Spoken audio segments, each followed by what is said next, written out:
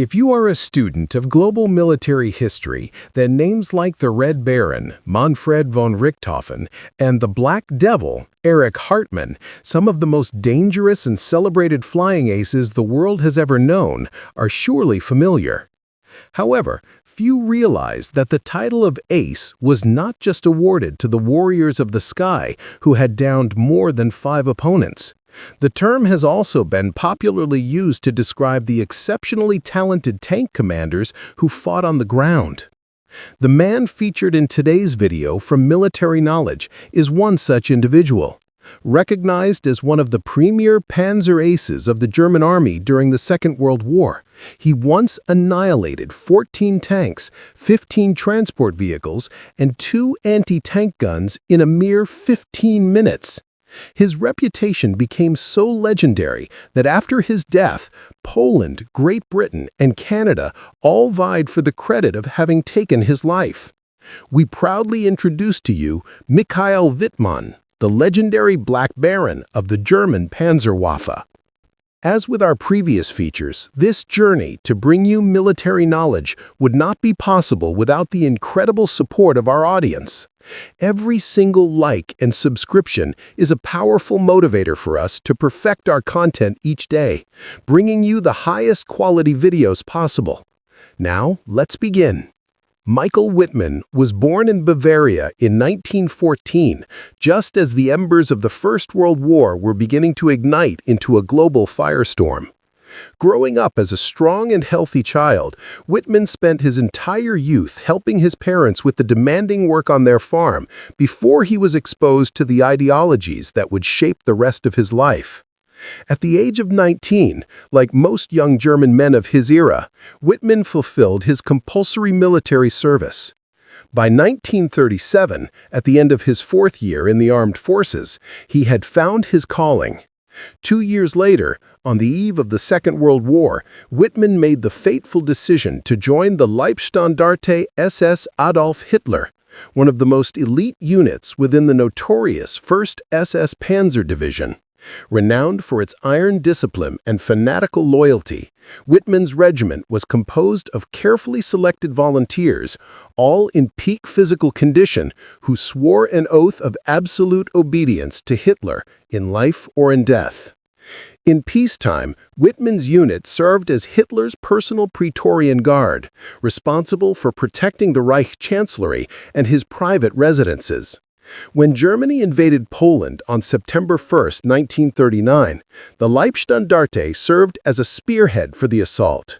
Wittmann, in turn, became an outstanding armored car driver for the division's reconnaissance unit. This role was the perfect training ground, laying the foundation for the birth of a masterful tank commander. Wittmann continued this duty during the invasions of France and Greece. By the end of 1941, Hitler's armies were the masters of Europe and were beginning to turn their predatory gaze eastward towards the Soviet Union. On June 22, 1941, Operation Barbarossa officially began. With over 3 million soldiers, 3,600 tanks, and thousands of other military vehicles, the German advance was initially overwhelming. They easily pushed back the Red Air Force, captured millions of prisoners, and threw Stalin's forces into chaos. However, the Eastern Front was a beast unlike any campaign the Wehrmacht had faced before. As a member of a premier reconnaissance unit, Wittmann's detachment became part of the infamous Waffen-SS forces, tasked with guiding the panzers through the vast, seemingly endless and treacherous territories of the Soviet Union.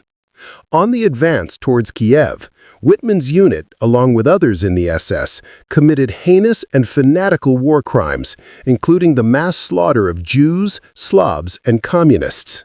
It is unclear if Wittmann personally participated in these horrific atrocities, but it is impossible to separate his unparalleled military career from the brutal context in which it was forged. A few weeks later, near a village called Zhytomyr, west of Kiev, Wittmann got his first real taste of what would come to be known as the Fury of the Red Army. A Soviet T-34 tank was advancing on his unit's position. This was, without a doubt, a dangerous opponent. It was relatively light, highly mobile, and its sloped armor could deflect enemy shells, all while armed with a potent 76.2mm cannon. This time, Wittmann was no longer just a driver. His responsibilities were elevated to a new level when his superiors ordered him to commandeer a Stug-3 assault gun to gather intelligence on the enemy attack. He maneuvered the vehicle to a high point overlooking his army's position, attempting to spot the direction of the Soviet armored advance. Over the next 24 hours, Wittmann would receive a baptism by fire and steel. From this crucible, the legendary tank commander known as the Black Baron would be officially born. Climbing the ridge, he spotted two groups of T-34s advancing on the German lines, 6 from the northeast and 12 from the east. Wittmann knew he had to act fast. If he opened fire from his elevated position, he could certainly inflict heavy damage on the Red Army. But the cruel irony was that his Stug-3 had no turret and its gun had very limited traverse. Furthermore, he was under strict orders not to fire until the German defensive line was fully established. However, none of this could stop the future Panzer Ace from achieving greatness. Wittmann decided to pull back from the high ground and move his Stug-3 into a better ambush position. It was critical that he and his crew act with absolute precision. With the gun's traverse limited to only 20 degrees, everything depended on the skill of the driver to aim the entire vehicle at the enemy. In a move that would foreshadow his later reputation for aggression and unorthodoxy, Wittmann defied his orders and commanded his crew to open fire.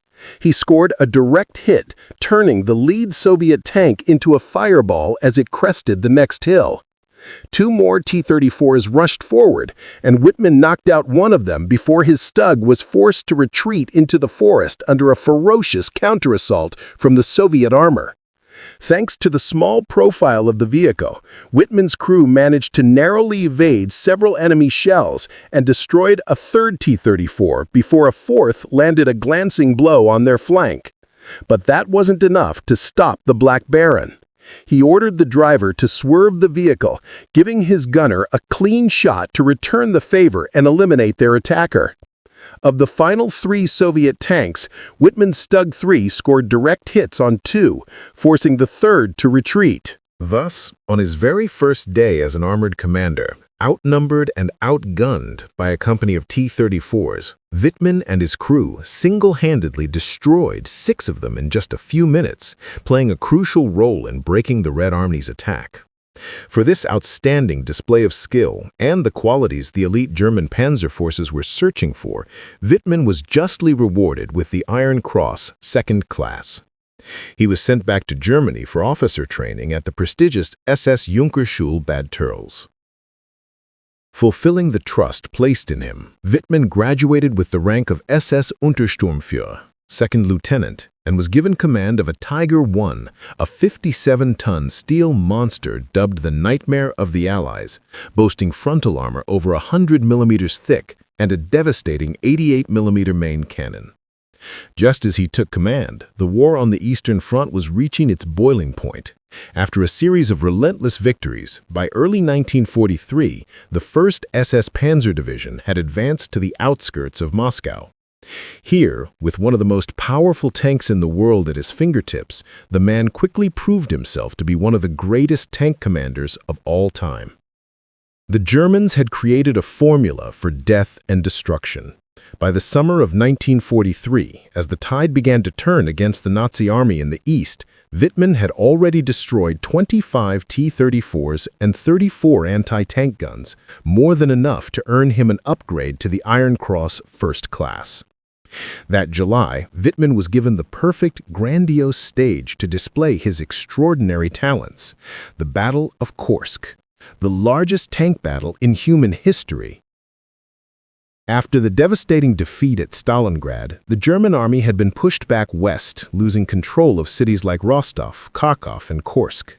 In response, Hitler ordered Operation Citadel, mobilizing nearly 800,000 troops, 3,000 tanks, and 10,000 artillery pieces in a massive counteroffensive to regain the initiative.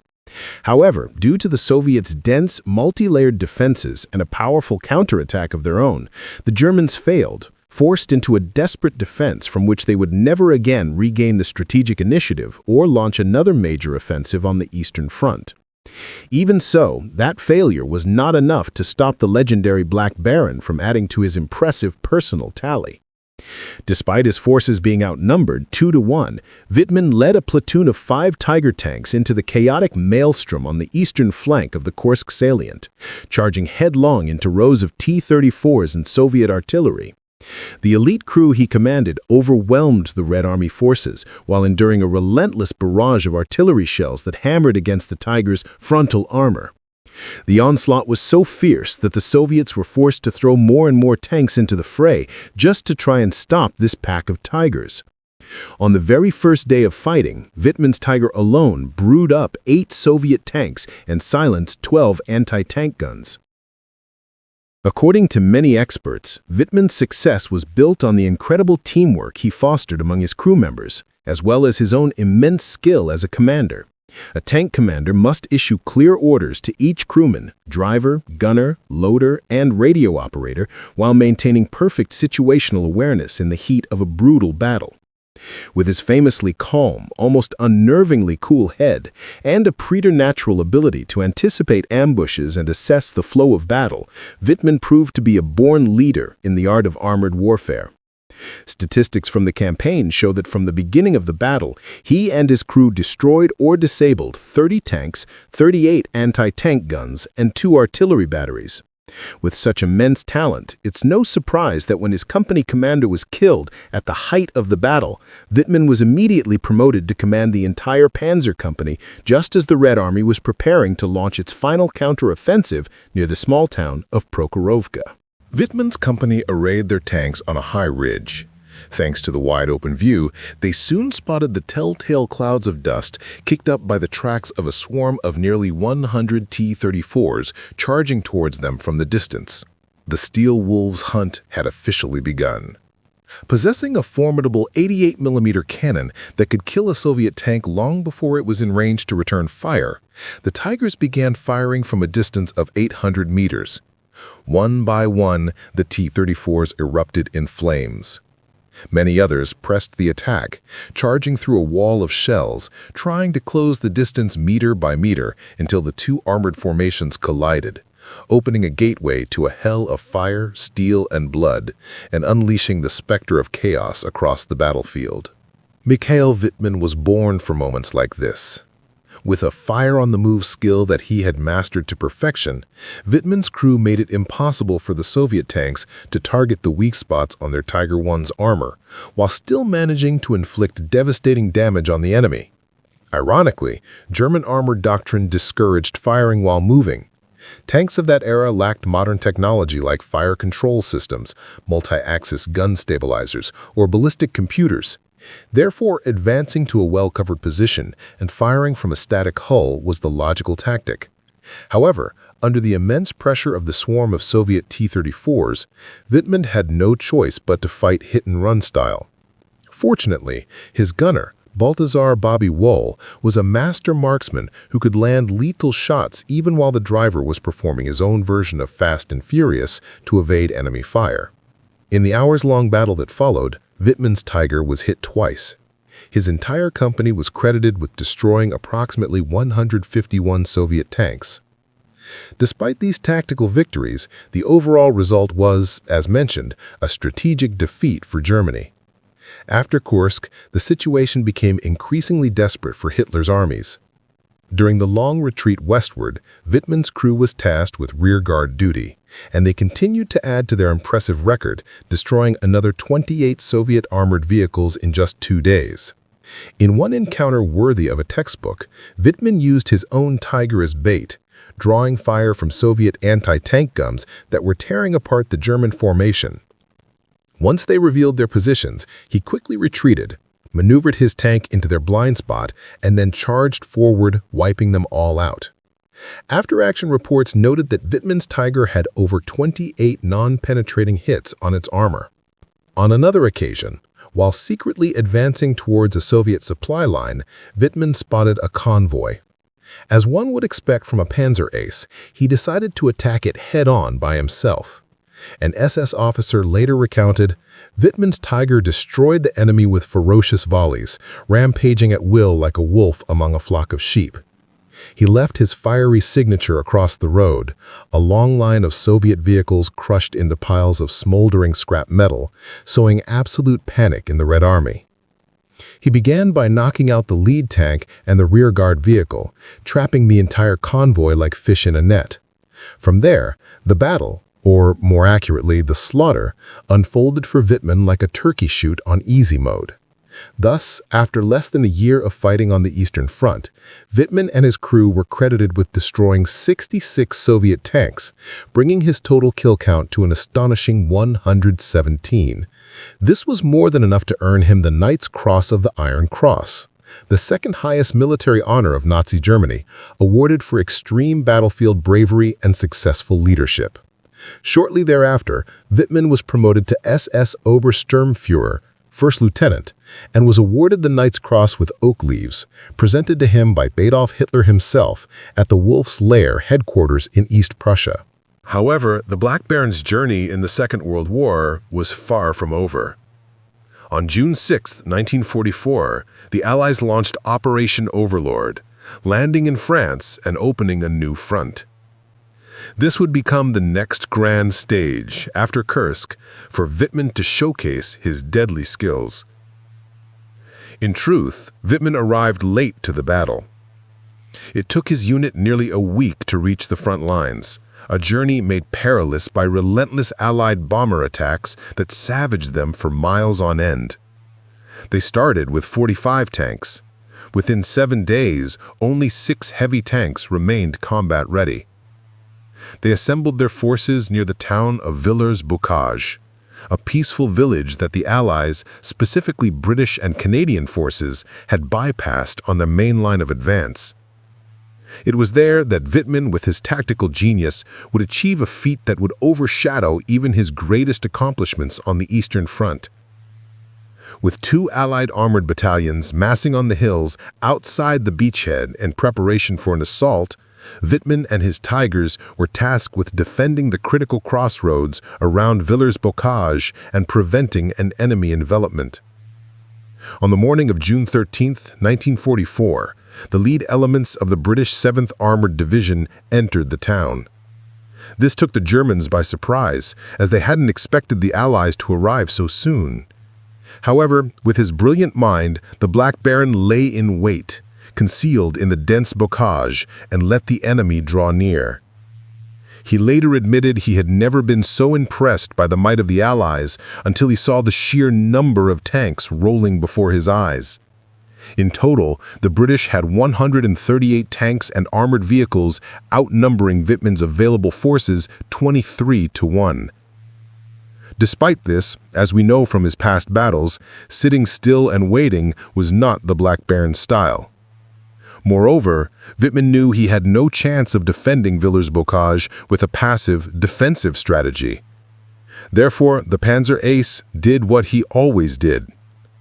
With no time to assemble his company, Wittmann issued a simple order to his other tanks: hold your positions.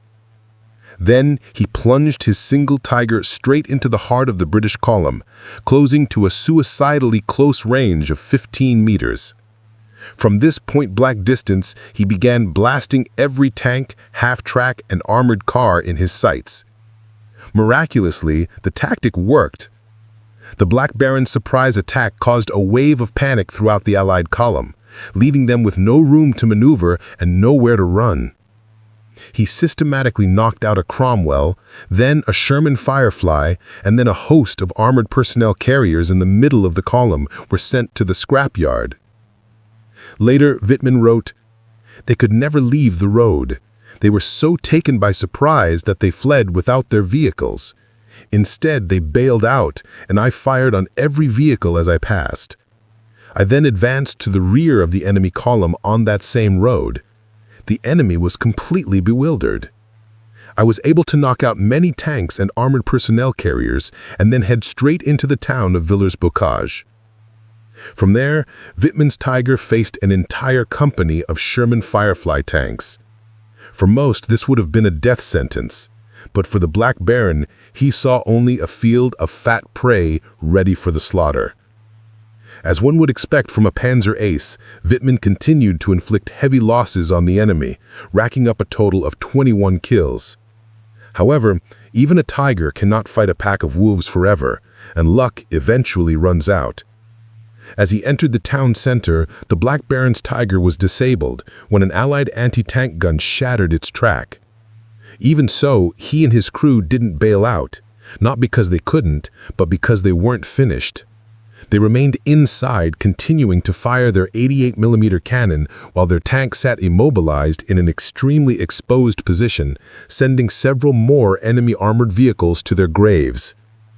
In just 15 short minutes, the Black Baron's Tiger had destroyed 14 tanks, 15 transport vehicles, and 2 anti-tank guns. After his tank was completely out of action, Wittmann and his crew finally abandoned it and made their way back to German lines on foot. His superiors could hardly believe their ears as they listened to his report. However, the twisted and burning metal hulks that littered the road to Villers-Bocage proved they hadn't misheard. The Black Baron's crew had single-handedly destroyed an entire armored regiment, totaling 27 vehicles, the highest number of tanks ever destroyed by a single unit in a single day in world history. This action helped prevent Caen from falling into Allied hands for another 2 months. This battle propelled Michael Wittmann to the zenith of his career. He became a hero of the Third Reich, awarded the swords to his Knight's Cross with oak leaves, promoted to SS Hauptsturmführer, captain, and given command of a battalion. However, the Black Baron's rise was in contrast to the collapsing fortunes of Germany. Wittmann could have retired peacefully to an instructor position at a panzer school outside Berlin. Instead, he chose to return to the fight. Back on the Normandy front in early August 1944, the Allies were poised to break out from Caen and shatter the German lines, opening a path to Falaise. Wittmann's unit, the 12th SS Panzer Division, was tasked with trying to delay the advance of over 300 Allied tanks with an incredibly ambitious counterattack of their own, using just 8 tanks. A British armored officer later called the German decision to advance on August 8th across the open fields near Saint-Aignan-de-Kremsnil almost suicidal. He clarified this was German doctrine. If attacked, they would counterattack immediately. At this time, Wittmann was officially in reserve, but he insisted on participating in the operation. He believed his presence would bolster the morale and confidence of his men, whose spirits were critically low after recent defeats against the overwhelming material superiority of the Allies. But what Wittmann and his crew did not know was that British tanks from the Northamptonshire Yeomanry and the 144th Regiment Royal Armoured Corps were lying in ambush in a forest to the right of the road between Caen and Falaise. Meanwhile, Canadian Sherman Fireflies of the Sherbrooke Fusiliers Regiment were waiting behind a long stone wall to the left. Just like that, the Black Baron had driven into a deadly, inescapable trap. From 800 meters away, the camouflaged British tanks spotted Wittmann's small force and quickly alerted the Canadians across the road. Immediately, gunners peered through their sights, calculating the range. When the Black Baron's steel Predators were just over 700 meters away, almost simultaneously, all the Allied tanks opened fire, sending a volley of armor-piercing rounds directly at them. With their newly upgraded cannons, the Sherman Fireflies could do what none of their predecessors could, reliably penetrate the thick frontal armor of a Tiger.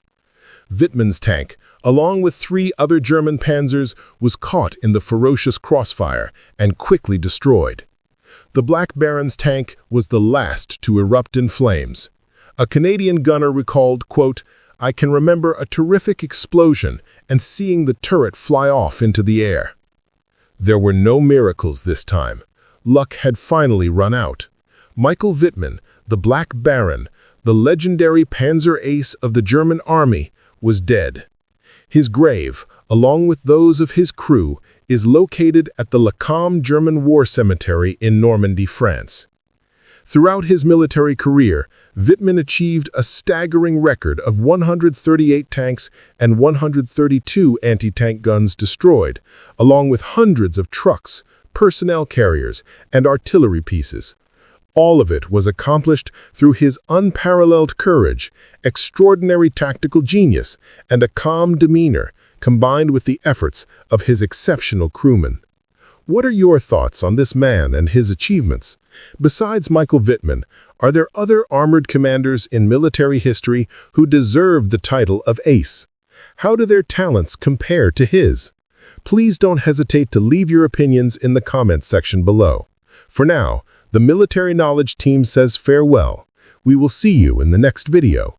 We wish you a warm and peaceful day with your family.